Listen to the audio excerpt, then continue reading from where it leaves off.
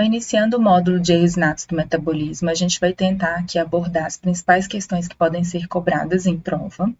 Então, os erros inatos do metabolismo, eles também conhecidos como doenças neurometabólicas hereditárias, talvez essa seja a melhor denominação, e eles decorrem da variante de um gene essencial para um padrão metabólico.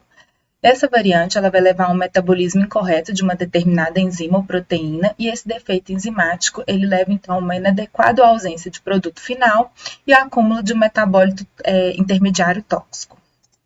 A gente pode classificar os erros inatos, então, como acidemias orgânicas, aminoacidopatias, defeitos de ciclo da ureia, desordens do metabolismo de carboidratos, beta-oxidação, depósito lisossômico, bem como outros. A gente vai tentar discutir os principais dentro de cada grupo.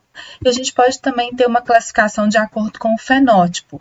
Essa classificação a gente pode dividir em grupo 1, 2 e 3. O grupo 1 é o grupo de pequenas moléculas, então, em que a gente tem a difusão de moléculas pelo sangue, e essas moléculas elas vão levar à morte celular à distância. São aquelas doenças que vão cursar com um período livre de sintomas, para a gente vai ter o acúmulo do metabólito, e então a gente vai ter uma doença que vai ser uma doença aguda, com crises agudas metabólicas. E aí são as doenças em que a gente vai fazer as dosagens de plasma, sangue, urina, entra aí as aminoacidopatias, acidurias orgânicas, defeitos do ciclo da ureia, intoxicações por metais e porfirias. A gente tem o grupo 2, que é o grupo do déficit energético, em que vão ter algumas doenças aí mitocondriais e que a gente vai ter aumento de ácido lático, hipoglicemia, pode ter alterações cardíacas e hepáticas associadas. E o grupo 3, que é o grupo de grandes moléculas, que é um grupo que tem crescido muito com novas descobertas, e a gente tem aí moléculas que acumulam no citoplasma e que vão matar as células por compressão. Essas são as doenças de depósito, são doenças crônicas. Entram aqui as doenças lisossomais, doenças peroxomais, alfa-1 antitripsina e defeitos congênitos de glicosilação. Lembrando que as doenças de grandes moléculas, elas não cursam com aquelas crises metabólicas como as doenças de pequenas moléculas, que vão levar à intoxicação. E quando que a gente vai suspeitar, então, de um erro inato? Sintomas que persistem e permanecem inexplicados a despeito de um tratamento ou uma investigação usual para aquelas desordens que são mais comuns para o período. Quando a gente tem episódios de descompensação em situações de estresse agudo, então infecção, jejum, em situações de deterioração neurológica, em neonatos com epilepsia refratária inexplicada e em casos de mortes neonatais ou abortos de repetição. Lembrando que um erro inato ele pode se apresentar em qualquer idade, desde o recém-nascido até a idade adulta. E essas desordens que cursam com intoxicação, em que o substrato acumulado a pequenas moléculas proximal ao bloqueio metabólico, que vão se difundir pelo sangue, matar as células à distância, que vão levar às doenças agudas, a gente tem que lembrar que a maioria delas é tratável. Então, mais uma vez, a gente vai ter um período livre de sintomas, que pode ser desencadeado por febre, catabolismo, jejum. Também pode ser uma criança que ela cursa com uma lentificação aí no desenvolvimento, um atraso no desenvolvimento neuropsicomotor, cardiomiopatia, e ela se apresenta com coma, falência hepática, tromboembolismo, vômitos, e vão entrar aqui as acidurias orgânicas, defeitos do ciclo da ureia, intolerância a açúcares, doenças que cursam com intoxicação, então. E são essas doenças que cursam com intoxicação que elas levam à emergência metabólica, e elas, como são um grupo grande de doenças, a gente vai discutir aqui antes de discutir cada doença em si. Então, a gente tem que considerar uma emergência metabólica todo neonato com uma doença não explicada, grave ou progressiva, particularmente após uma gestação e parto normal. Em toda criança com deterioração aguda das condições gerais e ou diminuição da consciência, particularmente quando precedida de vômito, febre ou jejum. Em toda criança com sinais e sintomas de acidose ou hipoglicemia. Porque a gente sabe que o diagnóstico apropriado e as medidas terapêuticas, elas devem ser iniciadas assim que possível, porque a gente evita o dano a longo prazo. Então, se a gente pensa aqui que o gatilho, uma criança teve vômito, jejum, infecção, febre, após vacinação, cirurgia, em que a gente tem um catabolismo mais aumentado, a gente pode pensar que entram desordens de proteínas, metabolismo energético ou de carboidratos. Quando a gente tem um aporte proteico alto ou um catabolismo proteico, vão entrar aqui também aminoacidopatias, acidurias orgânicas, defeitos de ciclo da ureia. Quando a gente tem um gatilho foi porque usou açúcar comum, frutas, a gente pensa em intolerância à frutose, lactose, galactosemia. Então, a gente pensar no gatilho específico de descompensação metabólica. E aí, o tratamento ele pode envolver várias etapas aí. Então, primeiro a gente tem que remover as toxinas, e ela pode ser por meio de hemodiálise peritoneal ou de hemodiálise mesmo, uso de benzoato de sódio e carnitina. A gente pode ter uma dieta especial.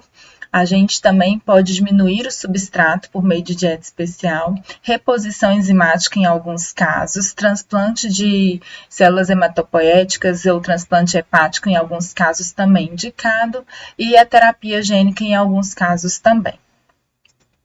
Então, no tratamento de emergência, o primeiro passo é suspender a dieta. A gente suspende a dieta e a gente inicia a soroterapia com uma glicose em torno de 10% para a gente diminuir o catabolismo. E a partir de 48 horas a gente reinicia o aporte proteico com 25% da necessidade, senão a gente vai perpetuar esse catabolismo.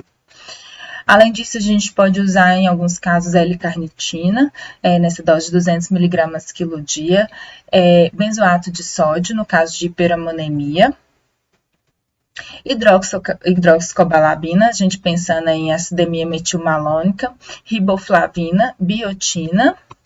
E lembrar que o tratamento, a dieta, a fórmula específica, ela vai ser instituída após um diagnóstico estabelecido. No caso de acidúria propiônica e metilmalônica, o metronidazole pode estar indicado, a gente vai discutir um pouquinho melhor para frente. E piridoxina, piridoxal fosfato e ácido folínico em casos específicos. Então, a gente vai começar a discutir um pouquinho os grupos das doenças. E o primeiro grupo são os defeitos de beta-oxidação. Os defeitos de oxidação de ácido graxos ou defeitos de beta-oxidação, aí a gente tem que lembrar que os ácidos graxos eles são fonte de energia e são usados pelo músculo cardíaco em preferência a glicose. Então, aqui a gente tem o ciclo aqui de beta-oxidação. E a principal fonte energética do músculo esquelético durante o exercício físico sustentado. No jejum prolongado, a maioria dos tecidos ela vai retirar a energia dos ácidos graxos, poupando a glicose para o cérebro, que é a única fonte de energia. E a beta-oxidação hepática ela vai prover acetil-CoA para a síntese de corpos cetônicos. Nos defeitos de oxidação, então, de ácidos graxos, a gente pode encontrar alguns sintomas aí em comum com todos eles. Então, hipoglicemia hipocetótica aguda e encefalopatia, acompanhada de hepatomegalia e disfunção hepática. A icterícia ela é um achado comum e esses episódios geralmente são precipitados por jejum ou infecção com vômitos. Cardiomiopatia, geralmente uma cardiomiopatia hipertrófica, essa aí é a deixa para você pensar, arritmia ou defeitos de condução. Miopatia apresentando tanto com fraqueza quanto com rabdomiólise aguda, precipitadas por infecção ou exercício físico. E essas doenças metabólicas, elas podem ter diferentes fenótipos dentro de uma mesma família. E aí, o principal exame que a gente tem aqui para pedir é a análise de acilcarnitinas, que ela vai ser feita por meio de sangue em papel filtro. E ela vai dar o diagnóstico, então, da oxidação de ácidos graxos. Aqui, então, quando a gente tem uma alteração de C20 a C14, nós estamos pensando do VLCAD, C18 a C12, LCAD, C12 a C4, MCAD, C6 a C4, SCAD. Pequenos aumentos já são considerados relevantes para a gente pensar em alteração. Lembrando que o déficit de carnitina ele pode ser secundário em alguns outros distúrbios, como, por exemplo, nas acidemias orgânicas. E esses defeitos de oxidação de ácidos graxos, eles podem ser defeitos do transporte de ácidos graxos, como deficiência do transportador da carnitina, deficiência de carnitina palmitoil transferase 1, deficiência de carnitina acilcarnitina translocase e deficiência de carnitina palmitoil transferase 2.